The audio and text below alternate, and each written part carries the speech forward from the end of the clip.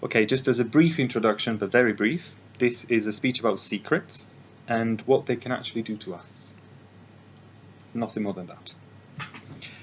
Good morning. Good afternoon. I'd like to start with a question. Can you keep a secret? Chances are that you can, unless, of course, you're one of those people that will spill the beans as soon as they've had too much to drink.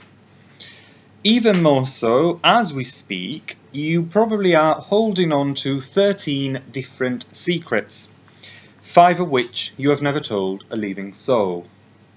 And there's more.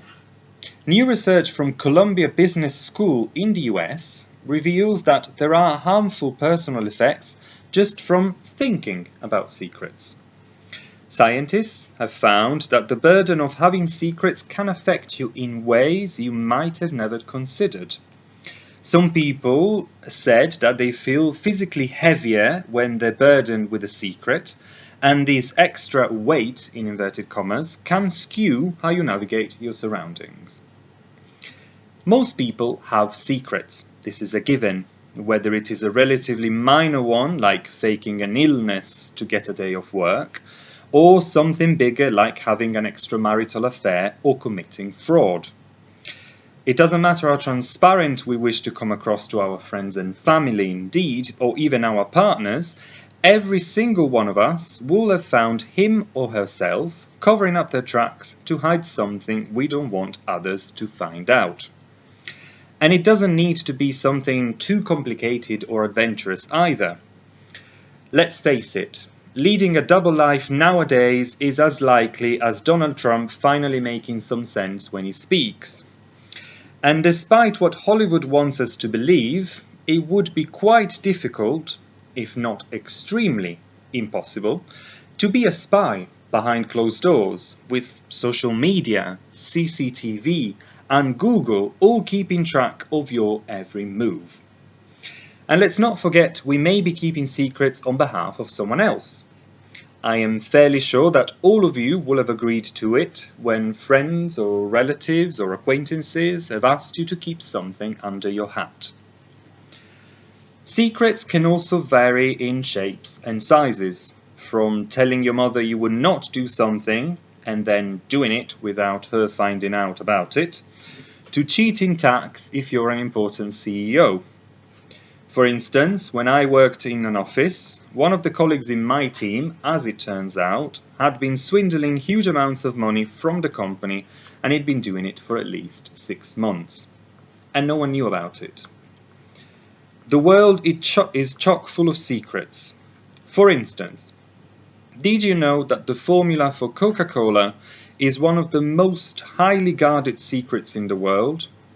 It is so fiercely protected that in the 1970s the company had to cancel its operation in India because it would have been forced to provide their ingredient formula to the government. In fact, only few employees know the ingredients for making this famous drink, but only 2 employees at a time are allowed to know the secret formula. These few selected ones have to swear by an oath that they would protect the information and keep it a secret by all means necessary. Or what about the so-called Area 51? The United States Air Force Base, known as Area 51, is a US military airfield located in Nevada. Its main purpose is unknown, but it is thought to be probably supporting the development and testing of experimental aircrafts. However, many secrets surround the base. The United States government didn't accept its existence until 2003, and all research and occurrences in Area 51 are top secret. The hush-hush surrounding this place has made this area the frequent subject of conspiracy theories and a central component to the UFO folklore. On a more cynical note, over time secrets have also been used, and let's be frank, still are anyway, to extort money off people who do not wish to disclose them. Celebrities, for instance, tend to get blackmailed quite often as soon as compromising pictures are stolen, again in inverted commas, from their phones or emails. And politicians are usually quite willing to pay lump sums to sweep potential scandals under the rug. And although I could share plenty of stories with you today, I will focus on one which proves blackmailers don't always get away with it. Quite the opposite as it stands. You may have heard of Arthur Wellesley, but you will definitely be familiar with the Duke of Wellington, the man who defeated Napoleon Bonaparte at the Battle of Waterloo in June 1815. Yet everyone moves on from their fame eventually. Later in his life, Wellington was so tired of his marriage that he didn't even try to hide his affairs from his wife. One such affair in 1924 was with a courtesan named Harriet Wilson. Wilson had written a tell-all book about her affair with Wellington and had taken it to a notorious publisher of scandal and pornography. The publisher, Joseph Stockdale, wrote to Wellington and tried to blackmail him. As promiscuous as they may have been back then, however, an affair was still frowned upon. In his letters to Wellington, Stockdale said he would have given over the diary if Wellington had paid him a lump sum. Wellington wrote back, saying quite unequivocally to publish the book and be damned. He clearly was not fussed. The situation caught the attention of the media, and the story became very popular with cartoonists and satirists. The moral of the story? Instead of shaming him for having an affair with a prostitute, Stockdale actually made him a favour and only helped to solidify Wellington's reputation as the Iron Duke. Interesting and curious cases aside, however, let's get back to the findings of this scientific study. Quite interestingly, the authors state that it is a common tendency for people to mentally revisit their past transgressions, and this can lead to a lower sense of well-being or unhappiness. This is because secrets generally serve as a reminder that we are hiding part of ourselves, which in turn leads us to feel inauthentic and fake. Eventually, this circle can hurt or destroy relationships and have a negative impact on our health. Together with his team, Michael Slepian, a professor of management at Columbia Business School, examined 13,000 real-life secrets recorded across 10 previous studies to figure out what people are keeping secrets about, what's it like to have a secret, and why secret keeping has overwhelmingly been viewed as a negative human experience. As previous research had linked secrecy to depression, anxiety, and poor physical health, these researchers were particularly interested in examining the long-held assumption that secrets can be harmful both to a person's physical and mental well-being. Therefore, they condensed the 13,000 secrets into only 38 common categories of secrets and presented them to 2,000 new participants.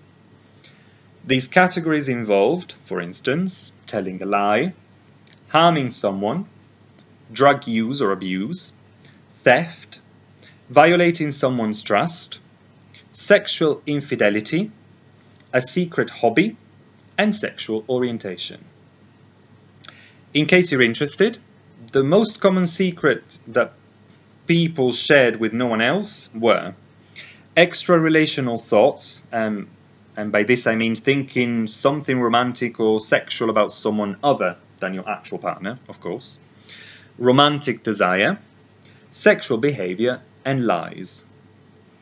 When the participants were asked if they were keeping secrets related to any of these categories, they found that the average person was currently keeping 13 of the 38 secrets, and 5 of these secrets they had never told a living soul. And this is where it gets quite interesting. The team then asked the participants how often their minds wandered to think about those secrets in the past month, and how often they found themselves in situations that forced them to actively conceal those secrets. The results showed something completely unexpected. Secrets are more likely to come to the fore when people are alone with their thoughts than in social situations.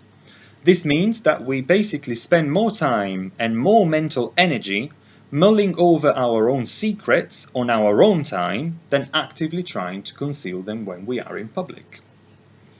For example, although people who are keeping their partners in the dark about a potential affair do find themselves in situations that require them to actively conceal their infidelity, for instance, if they are being questioned by their other half about specific hotel stays or suspicious credit card bills, this is not a very common experience. Instead, research shows that a far more common occurrence is people thinking about their infidelities when their partner is absent. Slepian stated that we never encounter many situations where we have to hide our secrets. Instead, a secret is more likely to just come into our thoughts and intrude upon our thinking. What makes a secret, Slepian and his colleagues argue, is that it's something you intend to hide from one or more other people. Even if it never comes up, even if you never have to actively hide it, it's still a secret. As interesting as this is, the psychological research into secret keeping is surprisingly scarce, largely because of the nature of what you're trying to investigate. Obviously, it's not a secret if you tell a bunch of scientists about it, is it? But Slepian says that for the sake of our collective well-being, perhaps it's better to think about secrets as something you have rather than keep.